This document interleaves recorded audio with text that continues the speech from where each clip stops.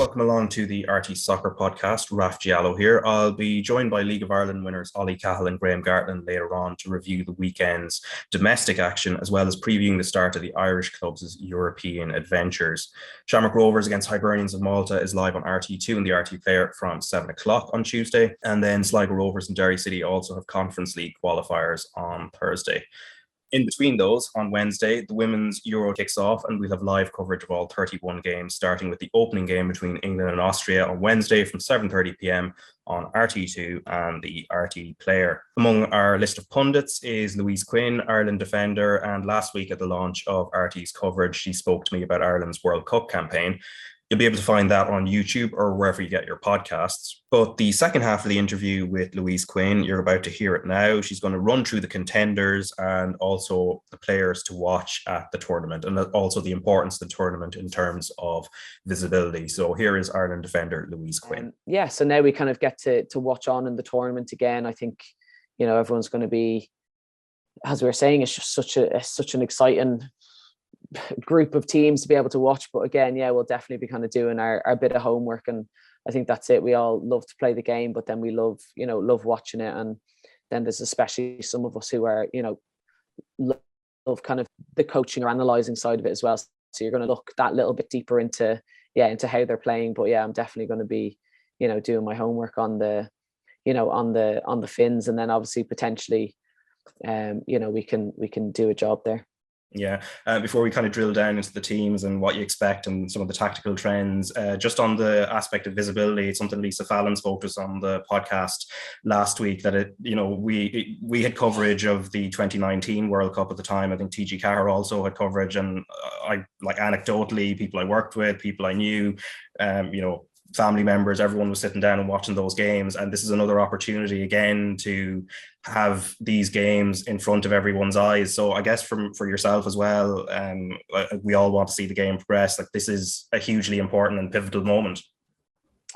Yeah, that's it. And it's, I think, just making it, the game, visible to as many people as we can is the way forward, and just giving that platform. Again, as I was kind of saying, it's literally just being given the opportunity. Let people see the game, let people decide if they like football, if they like women's football, and it's okay if they don't. To be honest, we all have our things we like and don't like, but I think just giving that opportunity to put it out there, and it's just been really special. And even yesterday, just literally straight off, landing off the plane, and people then noticing, being like, oh yeah, watched the game last night, good stuff, and people who have never spoken to, probably never met before, just still saying, oh yeah, well done in the game, saw that.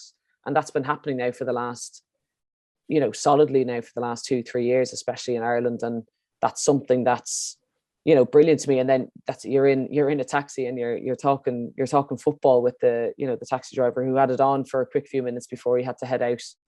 And it means a lot, to kind of, for them just to be able to see, the talent that's in Ireland, and now they're going to be able to see it again on a European stage, and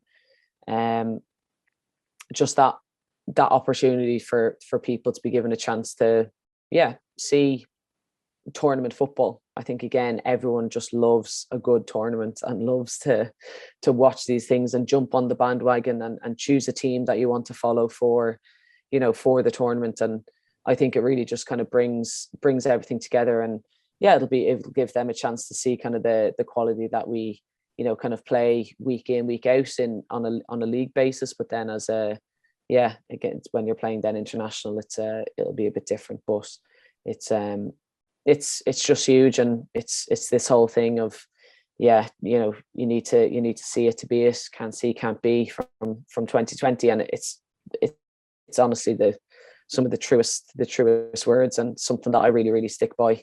So for the Irish public to be given that opportunity, I think is huge to grow the sport.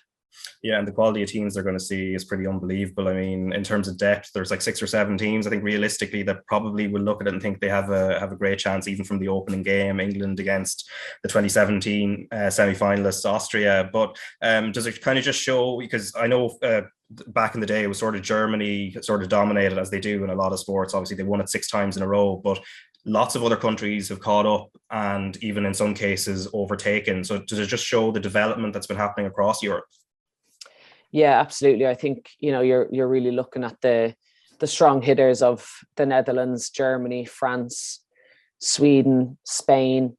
Obviously I had and Norway as well, that we're obviously putting forward there as well, who've always been very consistent, but now they have just an extra edge of, I think, some of the quality players that they bring. But then even just kind of the next tier down, as you say, Austria, Belgium, Italy, you can just keep going. It's going to be incredibly hard to kind of, as I say, the group stages I think won't be as straightforward as we think.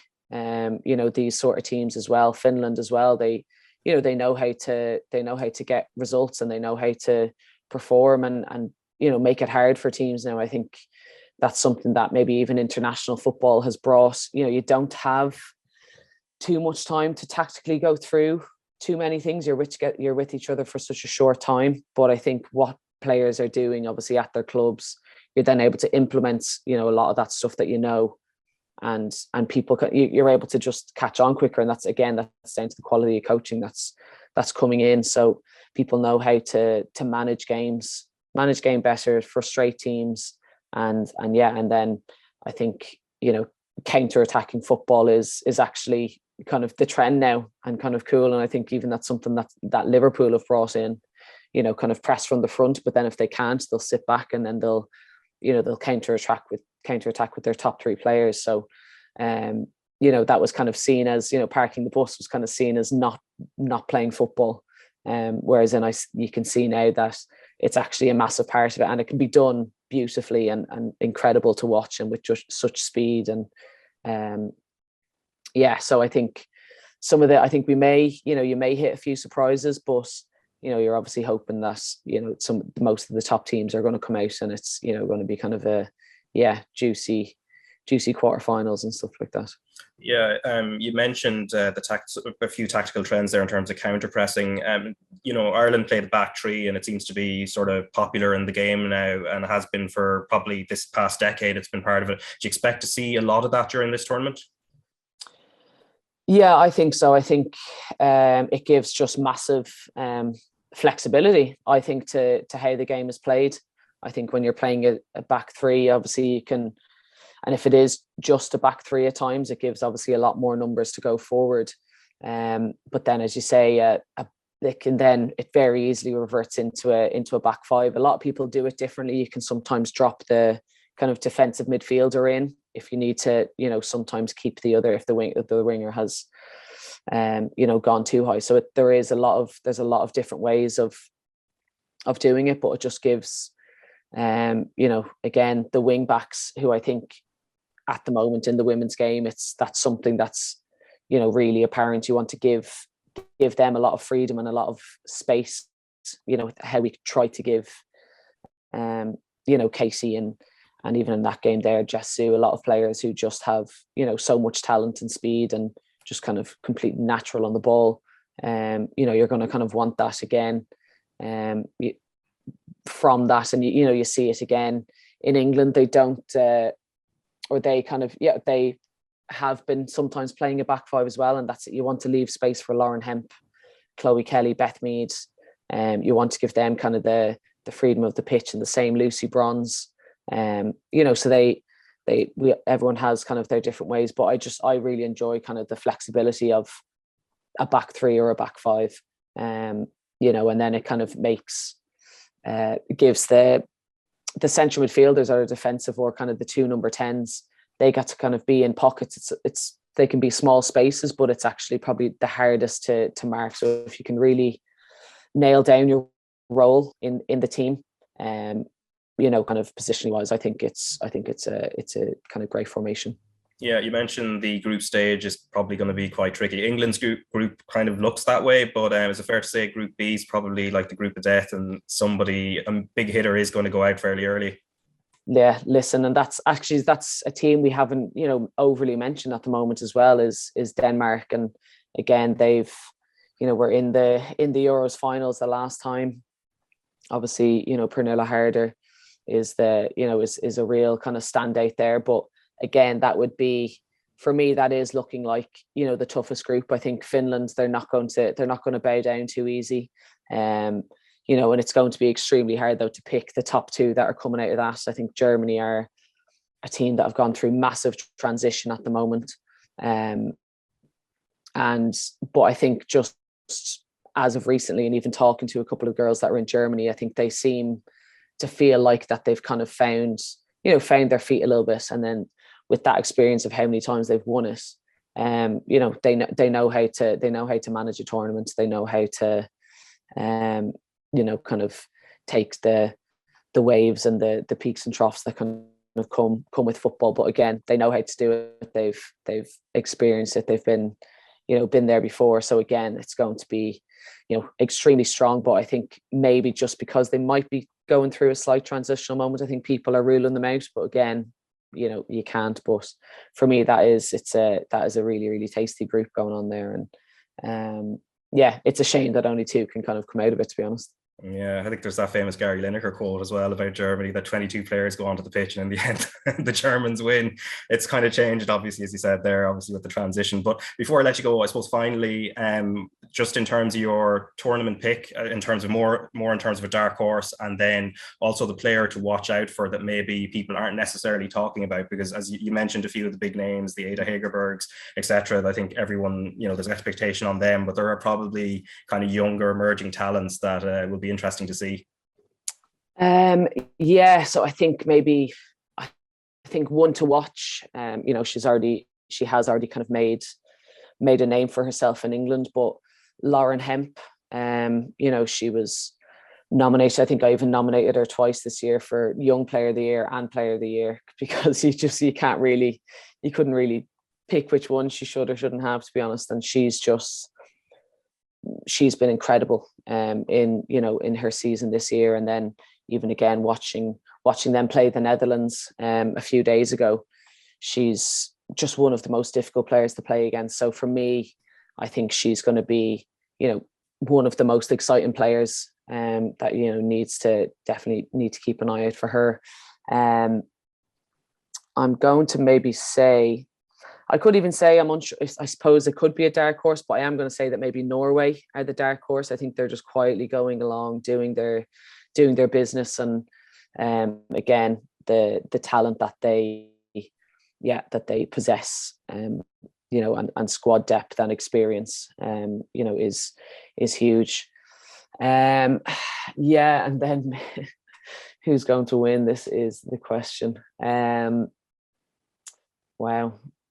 I'm still always going to push, and I know they maybe didn't have a great game a few days ago, but I still think the Netherlands, again, what they may possess. If you can obviously guess, Vivian Miedema kind of ticking. They now have Danielle van der Donk back from injury. Well, actually, no, I'm going to go Sweden. Actually, they're in our group. I think the quality they have. I think the loss of the Olympics. I think they just know how to win games. I just think how they tactically set up, and again, I think they frustrate teams and stop other teams from doing what they do well, and then kind of catch on the bounce. The speed of players they have up top, like Blackstenius, she's going to be huge, and obviously Rolfo, as well, who plays for Barcelona. Again, just kind of key players that they'll want to keep fit, and they have everything. They have strength and speed, so I think they're just going to be very hard to handle. So I'm going to go Sweden now. Yeah, well, whoever wins it will definitely deserve it anyway, given the quality of teams. But Louise Quinn, we're going to be seeing you on our screens on RTÉ2 and RTÉ Player across July. So thanks a million for taking the time, and enjoy it. Lovely, thanks, Raf. All right, so that is Louise Quinn speaking to me at the launch of RTÉ's coverage of the tournament. That launch, we were also joined by Lisa Fallon and also Ireland manager Vera Pauw. On Friday, Vera Pauw released a statement alleging that she was raped as a young player in the Netherlands. She also detailed how she has tried to have her case heard by the football authorities in the Netherlands, but has not received a satisfactory response and has now decided to report her allegations to Dutch police. On Saturday, the Dutch Football Association stated that they were shocked when they learned of her traumatic experiences as a young player and said that they were sorry that she did not experience a safe working environment and for the impact that this has caused her. If you're affected by any of the issues raised, contact details for the Rape Crisis Centre are 1-800-77-8888 by telephone and by text at 086 823 8443. We'll be back very shortly.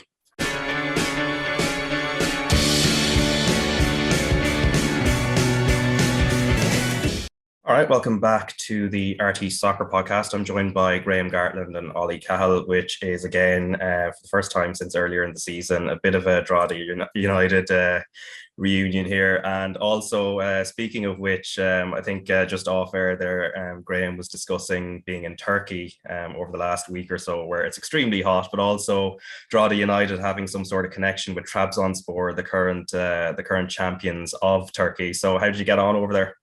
Yeah, it was grand, actually. It was probably the first time I was back. We went on a pre-season to Turkey in 2005. The first year we all went full-time at Drogheda, and we went over in February or late January. And, it was the toughest pre-season we've ever done in my life. And I've done pre-seasons in Scotland that were just runs, but I think Paul had us doing 3 sessions a day over there. It was ridiculous. But it was the first time I was back. It was really nice. It was just, I think there was a heat wave going throughout Europe. It was ridiculously hot, but it gave you a good idea what probably Rovers are going to face when they go to Malta with that type of heat over there. So it was interesting. It was just really, it was in the late 30s every day, which was, couldn't stick some of it at some stage. I had to go into the shade a little bit, which was, but it's a good complaint to have, I suppose. Yeah, certainly.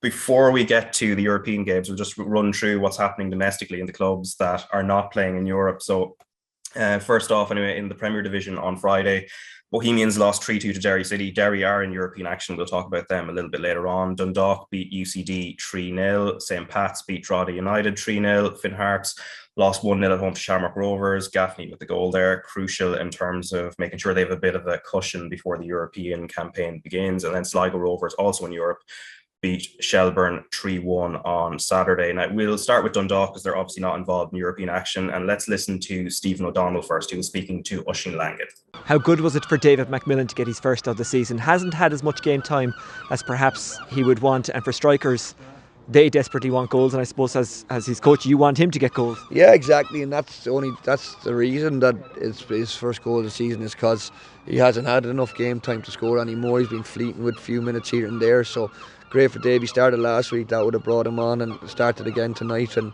a great finish, swivel with his left peg, a really good finish, so that's good for him. And as I said, the only reason he's on a bit of a drought is probably he hasn't got enough game time. And for Keith and Greg, and I spoke to Greg, he said the second goal was his. It's their first goals of the season as well. How good is that?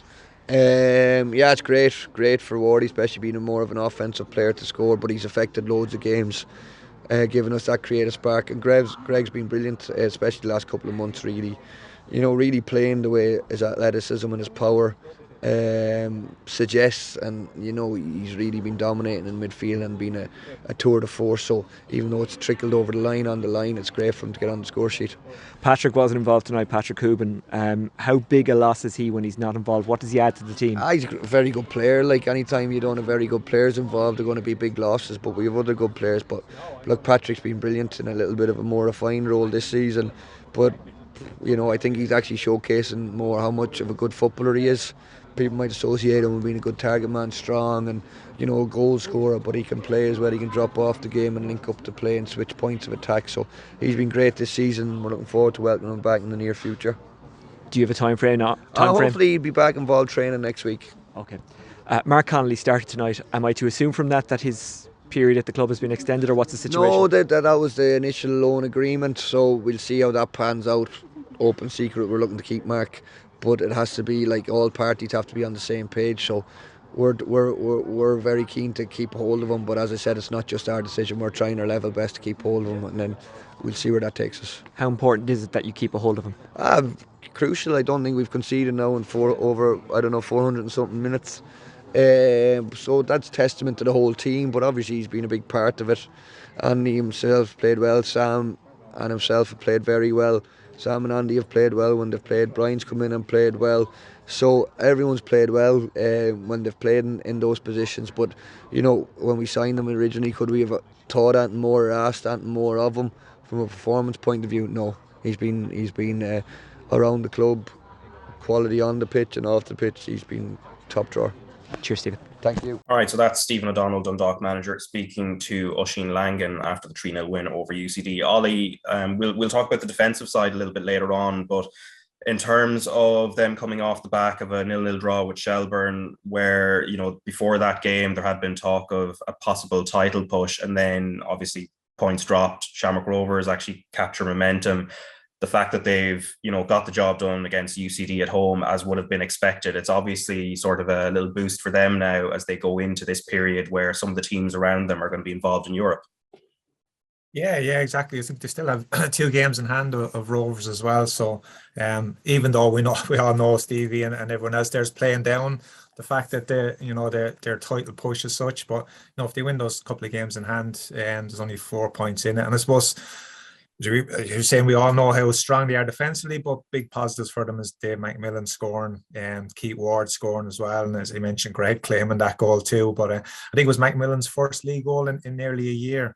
So that's a huge positive for him. You know, Davey's been he's a great pro. You know, obviously had a bad injury, but you know, it's great for them to get Dave back on the score sheet, especially with Houben missing. Obviously, Houben is a huge part of what they're doing up there. But you know, if they can keep chipping in with goals, added to that defensive side of things, which they have, I think Shepherd has 10 clean sheets now. Not just down to him, as I say, that the people in front of him, they're working hard. It sounds like to extend that Connolly loan deal, which will be crucial for them as well. So yeah, I think they'll be very happy with the position they're in, as you say, coming into this period now where other teams are going to be playing in Europe that are around them. So they'll be looking to, you know, keep pushing on their front and grab a couple of wins while the others are in European action and you know, be right there for the final push into the end of the season. And Graham, just in that clip there, obviously Stephen O'Donnell was referencing Mark Connolly, centre-back, who is on loan from Dundee United. And obviously when we look at their defensive stats, 5 clean sheets in a row, obviously he'd like to keep that structure between goalkeeper and also those centre-backs together. How impressed have you been by Connolly, and how important is it to make sure he stays at the club at least for the remainder of the season? Yeah, I feel him and Shepherd are vital for them as well. I think they struggled last year goalkeeper-wise. They didn't know where they were coming going. With who was playing in goal, I think Cherry was in sometimes, and then they chop and change with the lad they brought in as well. So I think to have a permanent goalkeeper makes a massive difference. Connolly's been a bit of a mainstay for them as well. And centre-back, Gartland's come in. I know he played at Tala. And then obviously Boyle comes in as well. So once you have a permanent centre back that knows how the back four functions and can talk and organise and keep them right and organise the midfielders in front of you to make sure that they're in a good shape. Stevie's done really well this year with them. He's come in and made them really solid, and then they've ground out results to start, and now that they're on a bit of momentum where they can win games. But they'd be disappointed they didn't win the Shells game and keep that momentum going.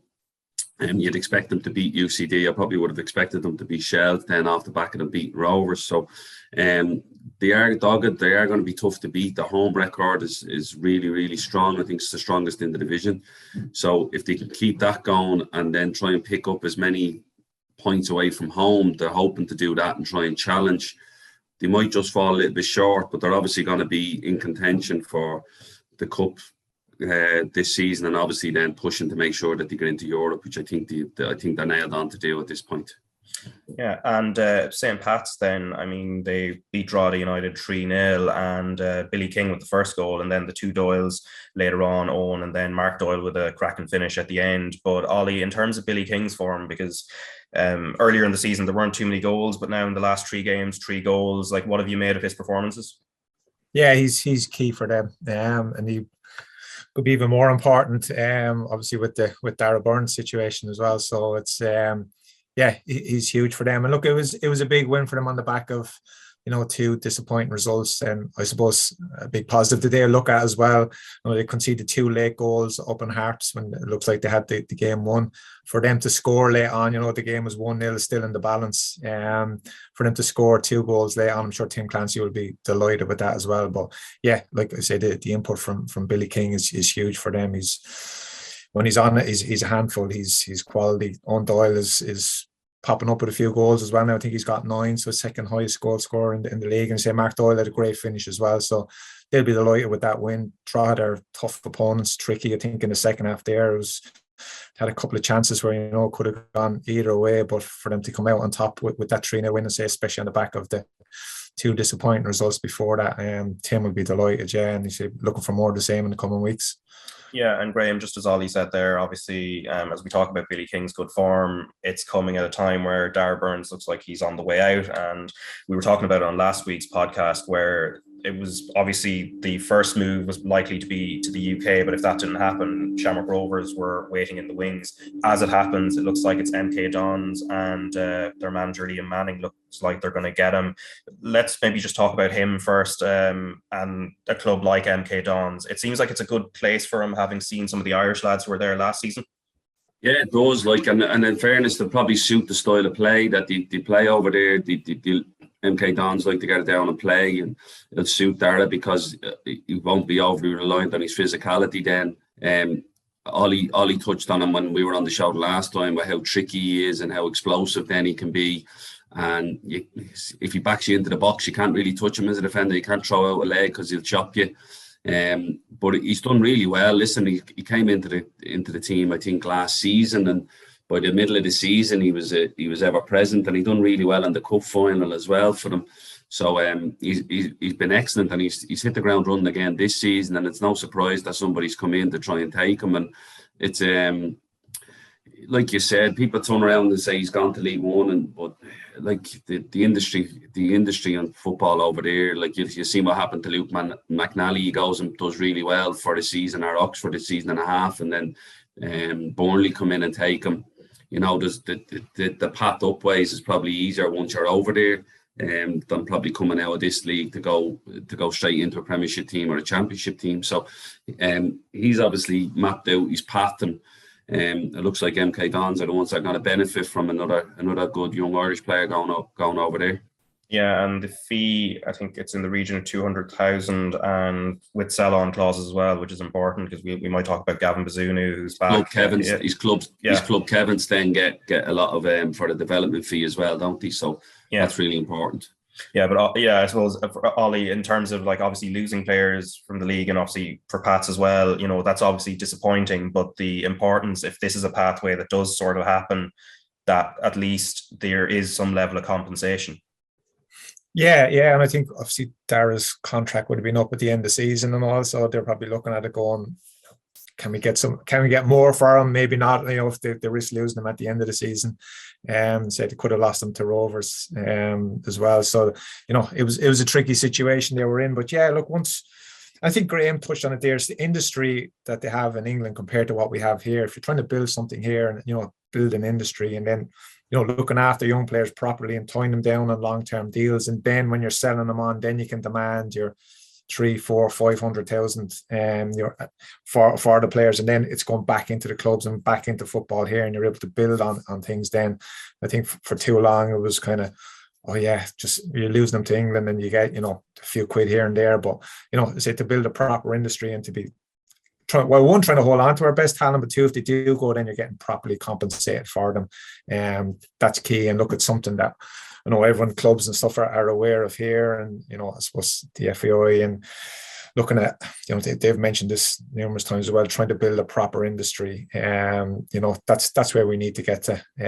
But look, it's, I said, for Darragh, it does look like a decent move, as Graham said. And, you know, it looks like MK Dons are linked with a few more here as well, and you know they're looking at the talent here that's available and going, these boys are good players, really good players. They've got a good ground and they're playing senior football, first team football. Some of them have maybe played in Europe in previous years as well and stuff. So that's huge for them going over there.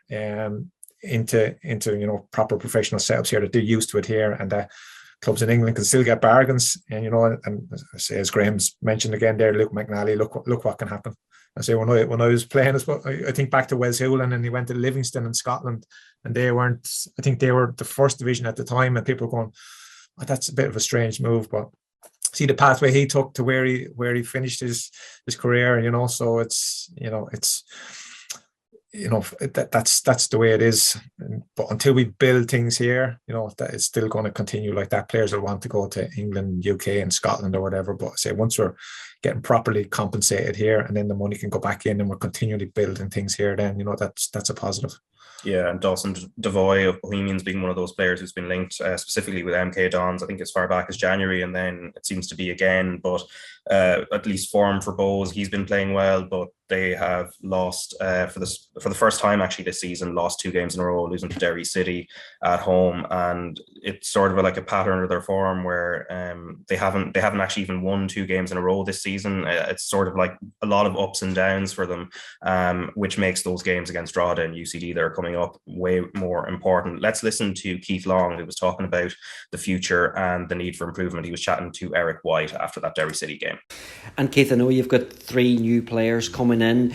Are you confident that you're not far away from things clicking for you still this season, that you can still have a strong second half to the campaign? Because I suppose the gap has stretched a wee bit further again tonight on those teams ahead of you. It has, absolutely, and we've given ourselves absolutely a mountain to climb to try and get up the table. So it's not been good enough this year from us, unfortunately, and as manager I'm responsible for that. So we've been busy to try and reinforce the squad, to try and bolster the squad, to get better players in, to get more experience in. We've tried to do that. We can't put too much on pressure on the new players coming in to automatically click, because it will take time for them to come in, obviously, from the traditional season into our summer season, inverted commas, because they're in off-season mode or pre-season mode now, so it might take a number of games for them to fully find our legs and get fully up to speed. So but I suppose it's recognition, bringing those new players in, those players in, that we have to try and strengthen the squad if we possibly can in this window. It does take a couple of windows to try and build the squad. We're able to offer longer term contracts, so hopefully there's a little bit more stability around us, and hopefully we need to improve. We need to get better. We can't concede the goals that we conceded, because every team has a chance against us at this moment in time, and we've got to make sure that we do better, because we need to start keeping some clean sheets. If we do that, we give ourselves a platform to try and climb the table, to try and win games. But ultimately, we got done tonight because we conceded some really, really poor goals. All right, so that's Bohemians manager Keith Long after that 3-2 defeat at Derry City. As I said, that's the first time this season they've lost 2 in a row, and also they haven't actually managed to win 2 games in a row yet this season, but they do have UCD and Drogheda United coming up, both potentially tricky games though, Graham. I suppose for Bohemians, it's massively important now because they're not in danger of going down, and they seem to be a little bit cast adrift from battling for Europe, so it's important for them to try and get some momentum, at least climb back up the table now. Yeah, they seem to just be floating, don't they, a little bit, where, like you said, they're not in danger of going down. There's no pressure on them in that sense, but they're 7 points off 5th place Sligo at the minute. I thought Keith was very honest there about, like, they lack consistency, they lack experience. Like there's not enough continuity in the squad, and that they keep changing every year. The lads that they're coming in, hopefully they make an impact. Even the things like, we're able to offer longer term contracts now, like that was very telling as well, that they weren't able to tie down players before. He's obviously able to do that now, but the other thing that he says is that they give up too many chances, and opposite to Dundalk at the minute. Dundalk have just come in and being solid, and then the team grows confidence from the fact you keep clean sheets. It's the opposite for Bohs. If he's saying that we feel like we give up a chance, that always gives confidence to the other team. No matter how bad the other team is playing, they feel that, these will give us a chance. We have a chance to get into the game. And if a team is playing well against you, they'll go, listen, we'll win this game because we'll score more than them. And that's what Derry done at the weekend. Can't expect to win a game if you're conceding 3 goals at home. And I think if he can shore it up defensively, they have enough attacking players in Bort, Coote. I know they brought in John Sullivan now as well. They have enough attacking players. Promise is a handful, really exciting young player. They have enough attacking players, but if you can just be defensively a little bit more solid, they'll win more games than they lose. Yeah, we'll talk about the teams that are directly involved in Europe a little bit later on. So Shamrock Rovers, Derry City and Sligo Rovers. But let's just chat about the first division first. On Friday night, Wexford beat Athlone 3-1. Galway United beat Waterford 1-0. That's a huge result there. Cove Ramblers 0, Treaty United 2, and then Bray Wanderers 1, Cork City 3. So Cork City at the moment 4 points clear of Galway United, and then Galway themselves are 7 clear of Waterford, who are further 5 clear of Longford, and then at the bottom, of course, Cove Ramblers and Athlone Town sort of cast adrift from Bray Wanderers, who themselves are a little bit adrift of Treaty United. So the table's a little bit broken up. But Ollie, in terms of that first division table, obviously Cork City have a little bit of momentum now and that little bit of a gap, but in terms of Galway giving themselves a chance of possibly fighting for that automatic promotion place, it was vital for them to beat Waterford, who also had got themselves back in with a shout. Yeah, Waterford had been on a good run, but it was a huge win for Galway, I suppose, especially on the back of losing to Longford as well, the game previous. So it's still tight. There's only 4 points in it between Cork and Galway. You're probably looking at it going, it is a 2-horse race. I know Waterford have a game in hand. They could be 4 points behind Galway then if they win that. So wouldn't write them off yet, but it looks like Cork and Galway between the two of them. The rest, yeah, look, Waterford has been on a good run. Probably disappointed to lose up in Galway. Longford are there. Wexford, who I spoke about that on one of the podcasts as well, hanging in there, doing okay. In that last playoff spot there as well. So it'll be interesting outside of that. But yeah, it's still interesting at the top. Cork on a really good run, going well. Colin Healy has done a fantastic job down there. And Galway will push them all the way. I say I wouldn't necessarily write Waterford off yet. They have a bit of work to do, but it's going to be exciting running in that division as well. Yeah, as you said, with Wexford, there was a period there before Waterford named their current manager, Searle, and brought him in, that Ian Ryan was being linked with that position, turned them down. And when you look at the table, as you said there, they just seem to be in a pretty good place now, at least even in terms of trying to battle for those playoff places. Yeah, I suppose successful season for them is to be in the mix for those playoff spots. So when I spoke about it, I said that they weren't going to win it or anything, but they'd like to think that they would make it difficult for teams around them and be in around. I suppose when the playoff spots go down that far, I suppose most teams in that division would think might be able to nick fifth, and we could be in with a chance here of getting into the playoff spot. And look, Wexford are in there at the moment; they're level on points with Treaty, so.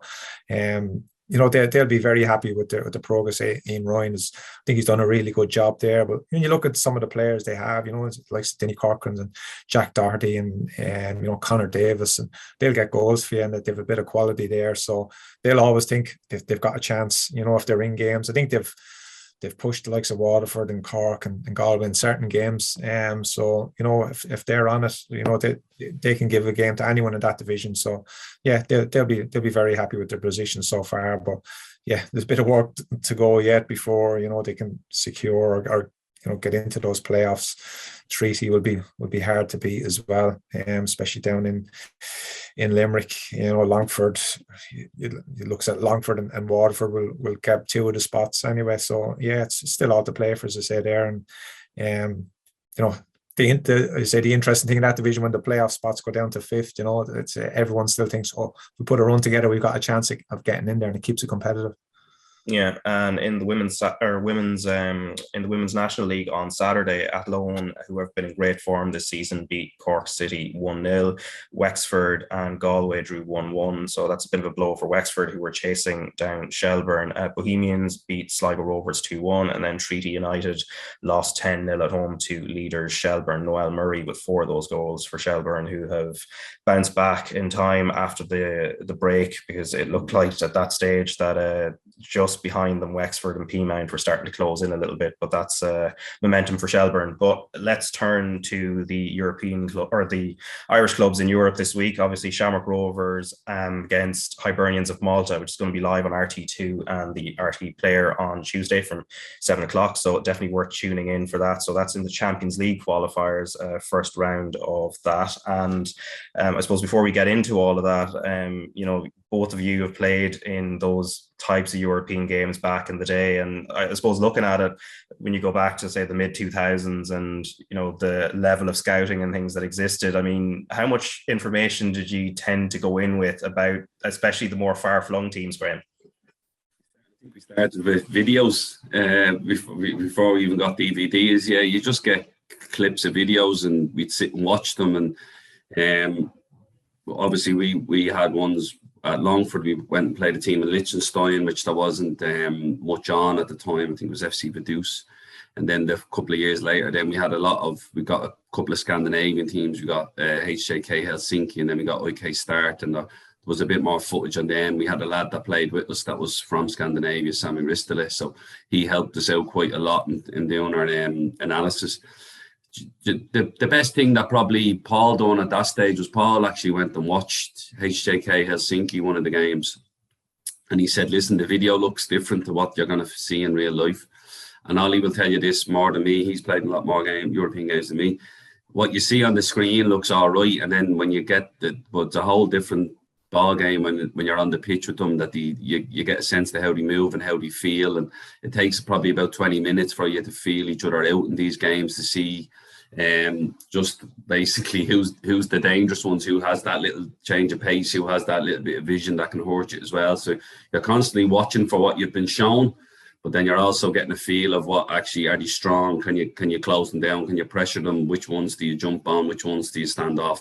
So again, they just be feeling it out. There's a lot more coverage in the games now, and I'm sure Rovers and Stephen would have done his homework on Hibs of Malta, but the players won't get a feel of them until they actually come face to face with them and see what they're like in person, and then they'll know what we can do. Can we, implement their game plan on them, and who we have to watch out for and what we have to be mindful of, really. Yeah, because just on that as well, I mean, the famous Shelburne run from 04-05, I was just looking at the seedings and unseeded teams there, Ollie, from that European run. So just when you got to the final round of qualifiers, and obviously you got Deportivo, but I mean, there was Real Madrid sitting there, Manchester United, Liverpool, Juventus, Inter, PSV, Bayer Leverkusen. In a way, given, I suppose, there would be a bit more familiarity with those teams than, say, the likes of Hajduk Split, who you would have met and beaten in the previous round. You kind of go in with more of a feel when you're playing those bigger teams, I guess. Yeah, you do. But look, I suppose, as Graham said, we always, there's probably a fine line between enough information or too much, and not putting fear into players as well. I always felt that we had enough and we knew enough about the teams we were playing, whether it was like the Deportivo. Obviously there was loads of footage on that and you knew what you were getting into with regards to I think we played Reykjavik in the first round and Hajduk Split. We had info. We got, and normally someone from the club goes and watches them play and brings the info back, and you have some footage and stuff as well. But yeah, I always thought we had enough. Say sometimes you can overload players and maybe put a bit of fear into some of them. But again, as Graham says, you can't beat just getting out on the pitch and say those first 15, 20 minutes, I remember when we were out in Hajduk Split, we scored after about 2 or 3 minutes, and then they bombarded us after that. We hardly got a touch of the ball and couldn't get out of our half, and we're going. And it was just the pace they moved the ball, the heat, everything. It's hard to factor all those in when you're actually sitting in a hotel watching the footage to actually getting out and playing them. So yeah, I say it's a delicate balance, but.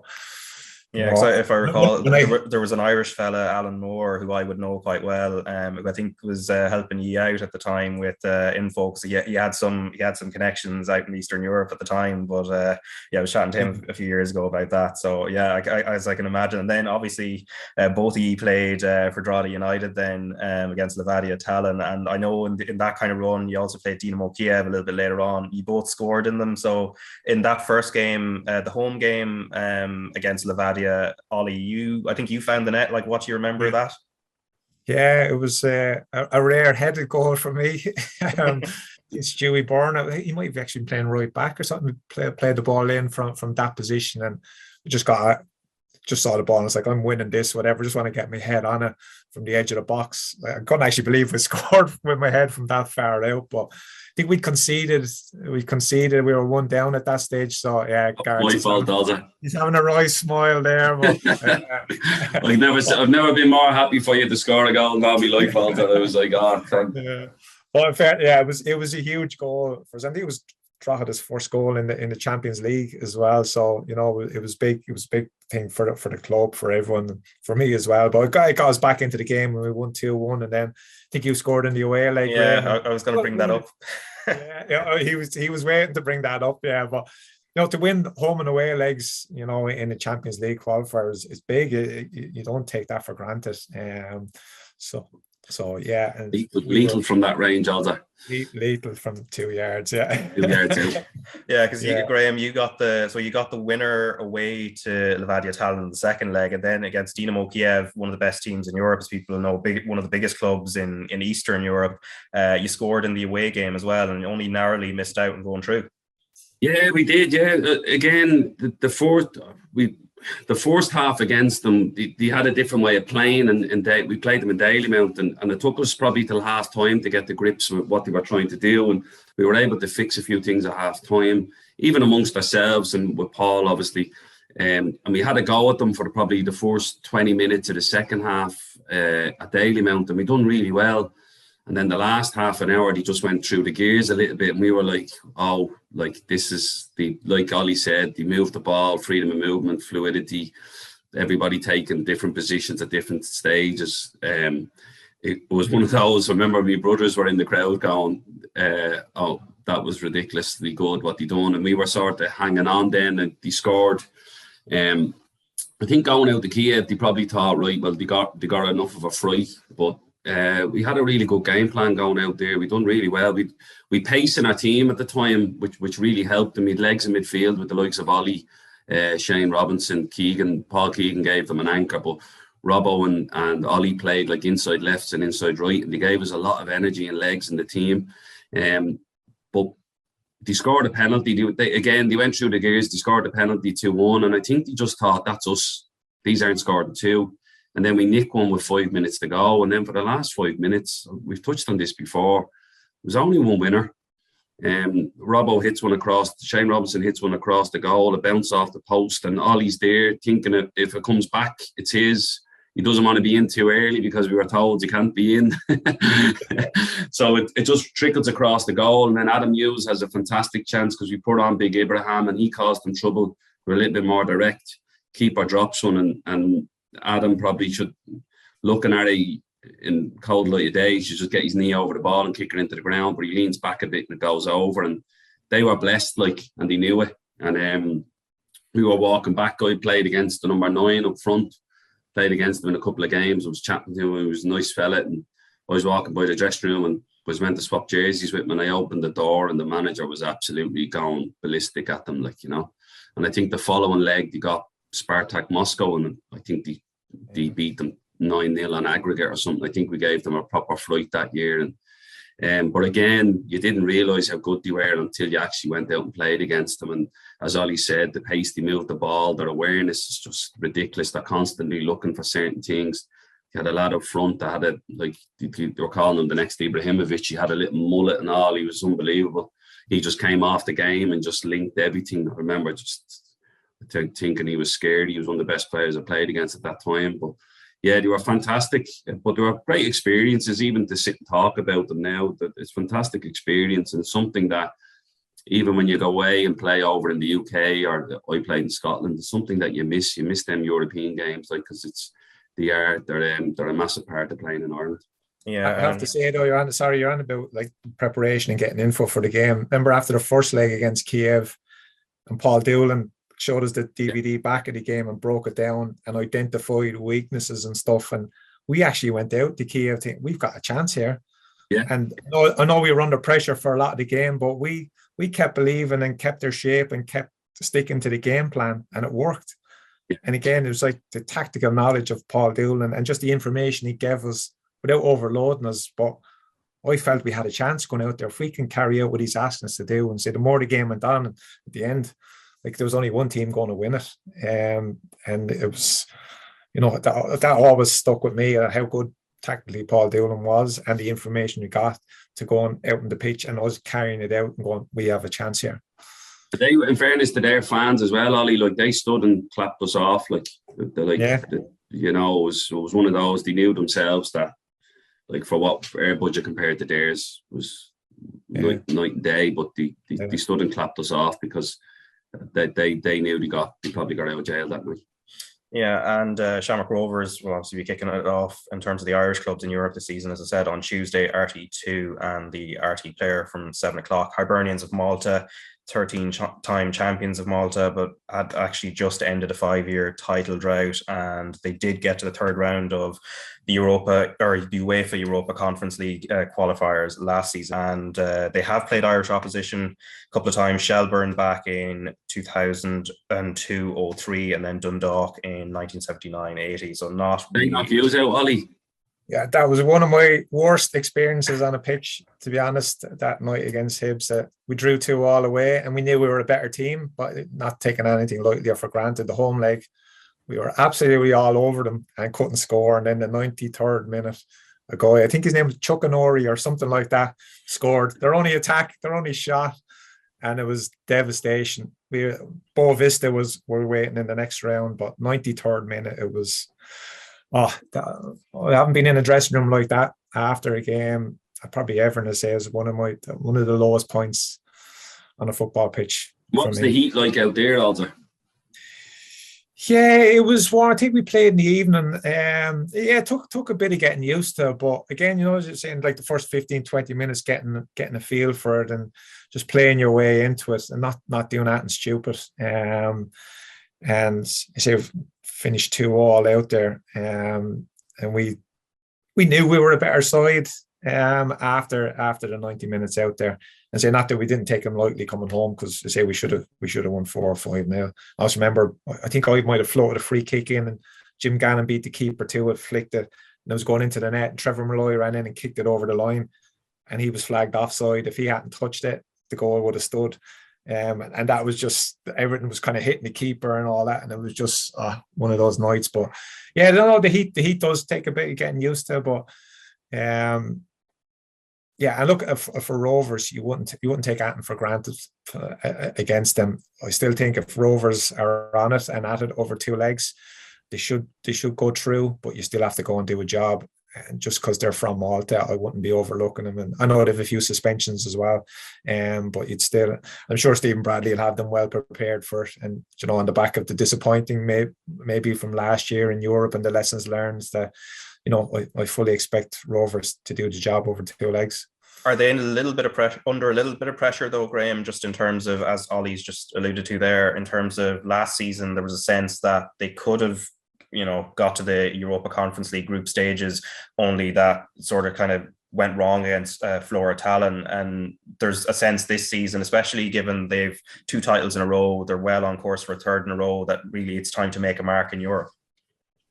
Say pressure, I'd say that they're a little bit more determined, because they obviously they hear the stuff around it, and there's a little bit more of a focus and a determination on it. I know from talking to the players that Stephen was touching on stuff in pre-season that he wanted to make sure was implemented going into Europe, about maybe having an extra midfielder, one of the centre-backs becoming an extra midfielder when they're defending and stuff like that. So just small little tweaks to make them more defensive-minded when they're attacking. So, but I think there seems to be a real determination and focus on Europe for them this season. And like you said, I think Ollie's 100% right. They're not going to take that for granted here. They're on a great run of form. They've won 3 games, 2 of them away from home.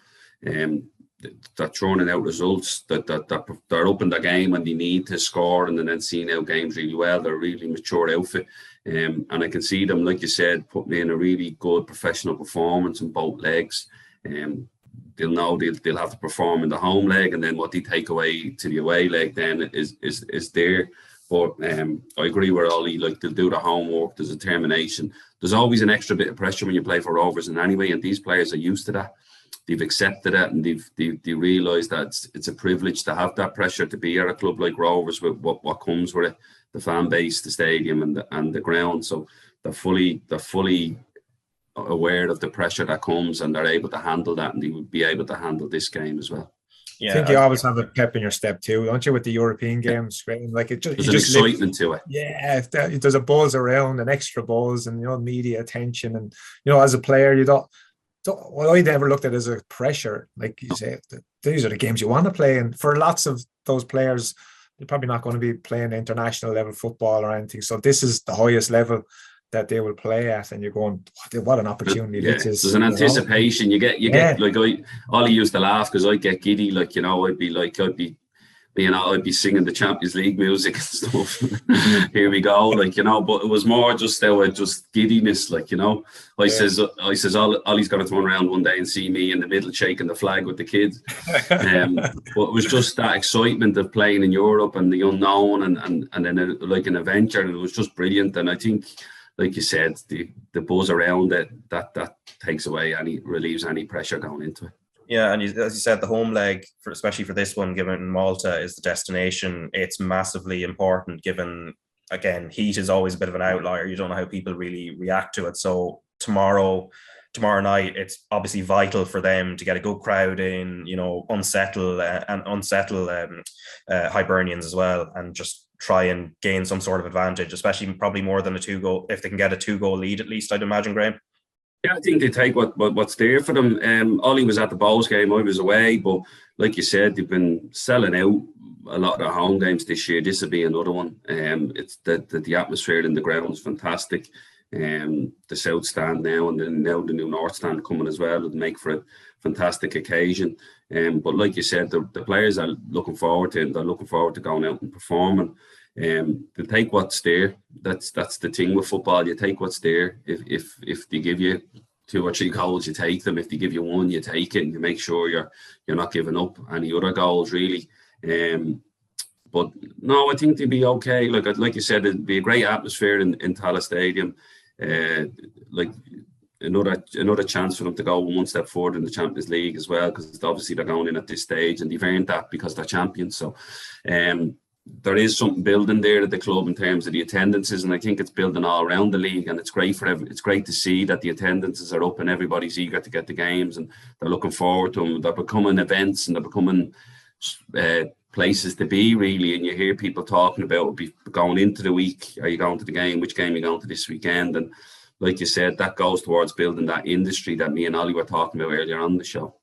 Yeah, and Sligo Rovers then on Thursday are in Europa Conference League action. So they are playing Bala Town of Wales, away leg first, and then bringing them to Sligo in the home leg. So Ollie, John Russell's only taken charge over the last 3 games or so. No defeats as of yet, a couple of wins, particularly at home, and then a draw at Drogheda as well. Just in terms of their own form, it's probably, and we'll probably say the same about Derry City very shortly, but it's key they're coming into it at least off the back of reasonably good form and not really conceding goals. Yeah, absolutely. I think you say there, Rovers, Derry and Sligo, a couple of wins going into these European games, at least you can kind of park the league and not worry too much about it. John Russell's done a terrific job so far anyway, with them. Shells are, they're a tough team to come up against, so it was a really good win for them on Saturday night, a couple of good goals. Keane has done really well, I think 11 league goals, top scorer in the league. Great goal, that was the first one, a little link up with Mata. His first goal, Keane's first goal, really good link up play and a great finish. And they'll be going into the game in good spirit and good heart. Again, when you look at it, Bala Town in the Welsh League, you'd be hoping if Sligo, again, wouldn't take that for granted, if they can perform the way they can do over the 2 legs, you'd be expecting Sligo to hopefully go through, and that Bala Town will be in their pre-season as well. League hasn't started, so that's always an advantage for our lads. But again, I suppose, look, in all of these as well, you probably you're thinking of the other teams, they're probably going happy enough to be facing Irish opposition too, because that's where we're at. So they'll be looking at it going as an opportunity for them as well. But I say Sligo are in good heart, a couple of good wins going into the game, and going away first leg, keep it tight. They say again, back to what we were saying, first 15-20 minutes, feeling it out, seeing what it's like, seeing what the other team are like. Sligo might think, fitness wise we have an edge here, we might be able to up it a bit and see if they can stay with them. But just bring it back to the showgrounds, get a good crowd then, and hopefully be able to finish the job off at home. Yeah, and Bala and Hibernians, I think, as you said there, I mean, they're both sort of in between seasons. So I know Hibernians have been playing a couple of friendlies recently because their season finished way back in May. So I think on that front, Rovers have a little bit of an advantage in terms of match sharpness. But Bala, so far, they haven't won a two-legged European tie before. So the only time they've gone through in Europe previously was during the COVID-enforced season, where they beat Malta's Valletta over one leg and yet to win the Welsh League either. Now, Riga, who Derry City are playing, they've been Latvian champions before, not the oldest of clubs, only created in 2014 from a merger, but they have a lot more European pedigree, and I think they played Dundalk in recent seasons as well and got just lost on penalties, actually played pretty well. Let's listen to Rory Higgins, because obviously Derry have picked up just in time, as we've said, with Sligo Rovers, and he was speaking to Eric White about building into this European season now. And you've rediscovered that winning feeling again now. How important, or what sort of a platform does this give you going into the European matches? It's great.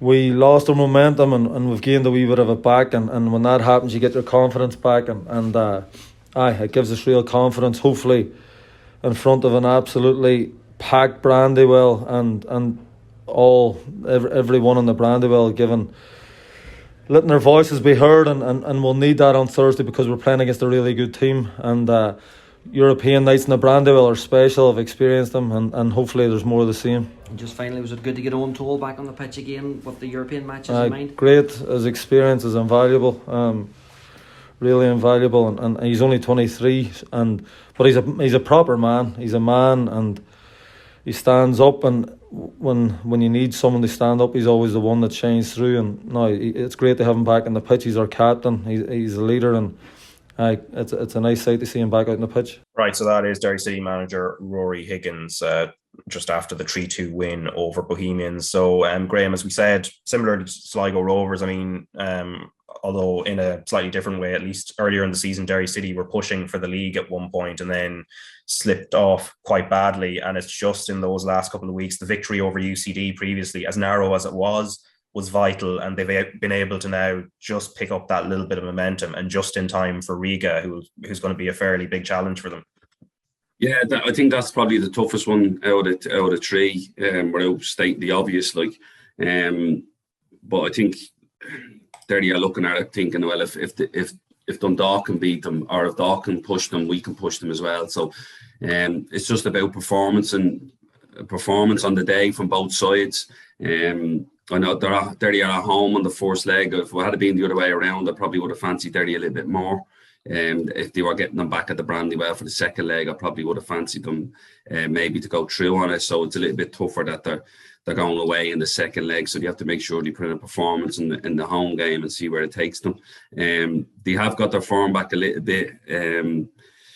It's been difficult because I think the blitzed UCD at one stage, and then they took 4 off Pats, and it was like teams sort of went up and gave them a lot more respect and set in, and it became difficult for them to break teams down when they were given the ball and teams were dropping off. And it's something that they have to get used to if they're going to try and be the team that challenges Rovers, that the win games are expected to win games when teams are giving you an awful lot of respect and trying to catch on the counter-attack, and learn how to really break down teams that are sitting in and playing a low block against you.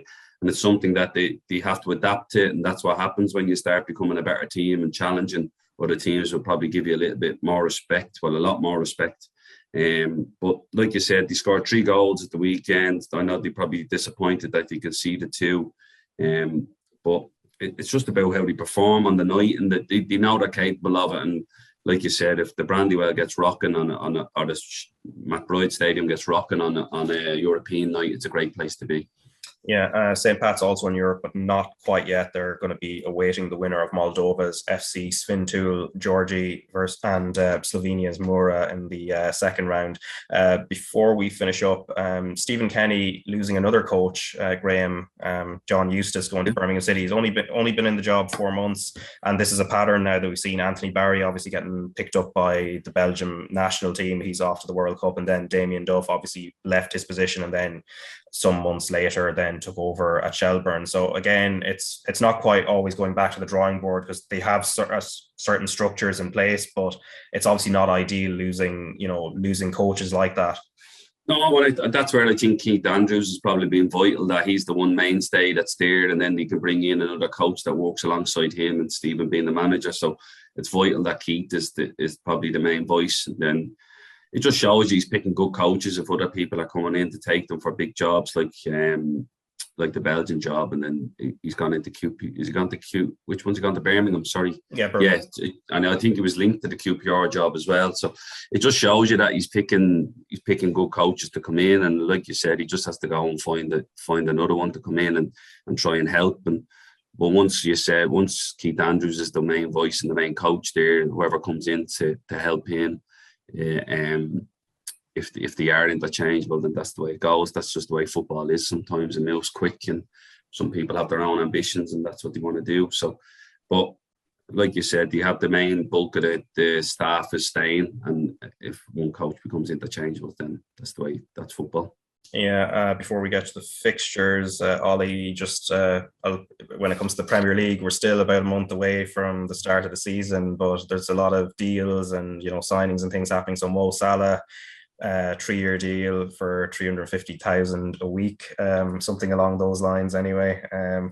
And he's going to be staying at Liverpool. Obviously, they lost Sadio Mane. They brought in Darwin Núñez. Then you see Spurs signing Richarlison from Everton for 50 million. And then I think today the Gabriel Jesus to Arsenal deal has also been confirmed, and as well as that Calvin Phillips to Manchester City. So quite busy there. I don't know, like in terms of the shake-up and how you see these deals, like who's a little bit stronger and who's a little bit weaker. How do you see it?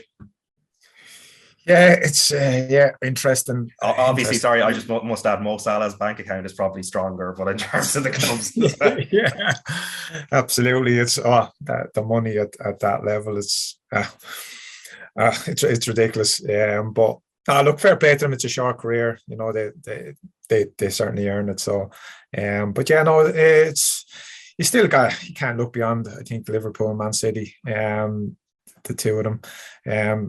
Liverpool losing Mane, but brought Darwin Núñez in. So, and obviously Liverpool's recruitment over the last number of years has been top quality. So, if that's something to go by, you would imagine Núñez will hit the ground running. City have brought Haaland in, so something they've been missing for the last couple of years. So, you can't see anyone bridging the gap to the two of them at the moment. Be interesting to see if Ronaldo does go from United as well. So that's a big talking point as well.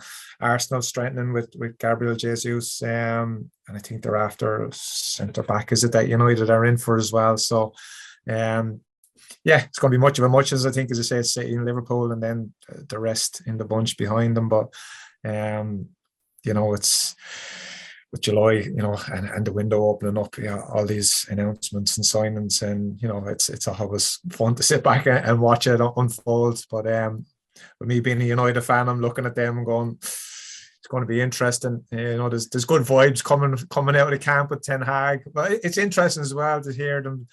Maybe it was a bit loose up to now, and the coaching side of things, and just some of the vibes coming out. You're wondering at a club like that how it could get to that point if it's true. Ten Hag has come in and being a bit stronger and being on the players a bit more, which you would expect at a top club like that. You would have expected that to be the way. So it'll be interesting to see who they can bring in, and I think they should be going down the route of bringing in young, hungry players who want to play for Man United and build from there, and see where it gets them. But yeah, as I say, it's going to be, I think, City and Liverpool again, and I can't see anyone breaking the stranglehold the two of them have on it. Yeah, Ronaldo, not young, but very much hungry, as we've seen throughout his career, Graham. I mean, when you look at it from Ten Hag's point of view, he's not a player you're going to be able to build on or build around in the long term, unless he's planning to play till he's like 40 or 42. But obviously, he's not going to be the force of old. Also, you're sacrificing structure in a team when you have a player like him, as much as he does deliver goals with relative regularity. So from Ten Hag's point of view, do you think maybe privately there's a point where he's kind of that he would be happy to see Ronaldo go and then be able to build on younger, fresher talent? Because now he can put his own players and his own team in place, like you said, and he goes off the wage bill. Pogba's off the wage bill. That's two big earners. You know, Pogba was on, I think he was on 350 as well. And then if Ronaldo would have been the highest paid player, because I think they got him quite cheap enough from Juventus, so he would have been the highest earner as well. So you're getting two big hitters off your wage bill. It gives you a chance to build. You're never going to have you're never going to get a quick fix at a club that is going to try and compete with a team like Liverpool or Man City, who've been built up for the last 5 seasons. So you're not going to, whatever you do in one season isn't going to undo 5 years of their work and 5 years of your bad work. So it does need to be a new approach of, right, we're going to sign 22, 23-year-olds, and in 3 years' time, they're going to mature into high quality, experienced players, and some of them are going to be world class, and then some of them are going to be workers that help carry the world class players at vital times, and that's what being a part of a football team is about. But I think for the last few years, United have just been looking for quick fixes and patching things up, and again, if the patches aren't probably put on properly or in the right place, it's going to leak again, and that's what's happened. Where I think Ten Hag's come in and realised if I'm going to build something, it has to be built from probably the ground up again, and put structures in place that you're signing young players and making them better and developing them. I think that sometimes they're trying to sign the finished article. Very hard thing to do. You see it with Liverpool players. I think the only finished articles he really probably signed was Van Dijk, where he was on his way to being the best centre-back in the world, and then he does that at Liverpool because he's in a top team. But the rest of them have all been worked to being really good players, and I haven't seen United do that with many players in the last few years. And the same with Man City. They've signed good players, but they've gone on to another level since they've been at City, and that's be interesting to see what happens with Haaland once he comes in too. Yeah, and then one final move, which is more Irish related, Gavin Kilkenny, who has gone on loan from Bournemouth to Stoke now. So last season he got a lot of game time, first half of the season.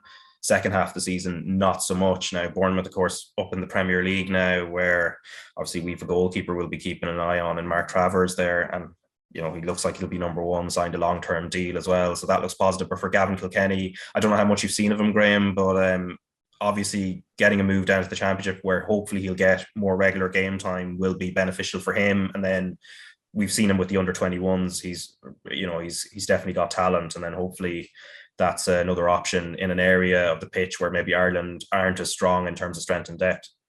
Yeah, he's at an age where you just want to play as much football as you can and get as many games under your belt, and that's how you build your experience, and that's how you build your career, really. Like you said, he's just, his team has just gone up, and he's gone back down to the division that he's just came out of. So he'll feel confident in the fact that he can go and play there and make an impact at Stoke. And obviously with Michael O'Neill in there and Andy Cousins is in there as well. So he'll have a lot of Irish people around him too. So yeah, all these lads are trying to push and make a career for themselves and try and get into the senior squad as much as they can. And you have to be playing games to do that. And this gives Gavin a chance to go and play games. Yeah, and before we go, just the fixtures domestically coming up over this next weekend. So UCD against Bohemians on Thursday, that's 7:45, and then on Friday Shelburne against Finn Harps, and then Drogheda United against Dundalk, and then the First Division Athlone Town against Bray Wanderers, Galway against Cove, Treaty United against Longford Town, Waterford against Wexford, and they're all 7:45 kickoffs. And then in the Women's National League on the 4th of July, as in tonight, basically DLR Waves against Peamount United, and Peamount will be looking to at least try and keep the chase up against Shelburne and Wexford as well. But that brings us to a close. As I've said earlier, Shamrock Rovers against Hibernians of Malta, 7 o'clock on Tuesday on RTÉ2 and the RTÉ Player, and then the following night at 7:30 it is the start of the Women's Euro 2022, which will be England versus Austria at Old Trafford. So a whole whole major tournament, all 31 games live on RTÉ television over the next month. But that brings us to a close. Graham and Ollie, enjoy watching the European games, and we'll be back next week. Pleasure. Thanks, Raf.